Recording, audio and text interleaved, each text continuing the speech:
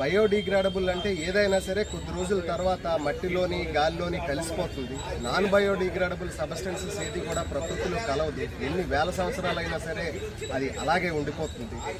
So ఇప్పుడు వీళ్ళు use చేసే ప్లాస్టర్ ఆఫ్ ప్యారిస్ కానీ దానిపైన యూజ్ చేసే పెయింటింగ్స్ కానీ కలర్ఫుల్గా ఉండడం కోసం అందులో హెవీ మెటల్స్ నాన్ బయోడిగ్రేడబుల్ సబ్స్టెన్సెస్ని యూజ్ చేస్తున్నారు.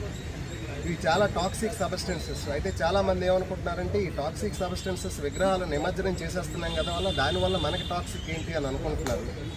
కానీ ఇవి నాన్ బయోడిగ్రేడబుల్ సబ్స్టెన్సెస్ అవ్వడం వల్ల వాటర్లోకి వెళ్ళిన తర్వాత అవి ఆహారపు గొలుసు అంటే ఫుడ్ చైన్లోకి వెళ్ళిపోతాయి.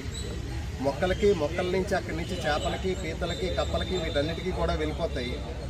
ఆ తర్వాత నెక్స్ట్ ఇంకొక ఏరియాలో, ఈ ఏరియాలో కాకపోయినా ఇంకొక ఏరియాలోని ఆ చేపల్ని, ఈ కప్పల్ని వీళ్ళు తీసుకోవడం జరుగుతుంది ఆహారంగా.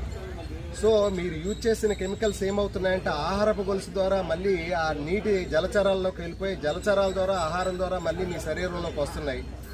కానీ ప్రతి ఒక్కరు కూడా క్యాన్సర్లు వచ్చేస్తున్నాయి అని గాబరా పడుతున్నారు, ఇబ్బంది పడుతున్నారు. దానికి రీజన్ ఏంటంటే మనం తీసుకునే ఆహార పదార్థాలన్నీ కలుషితం అవుతున్నాయి.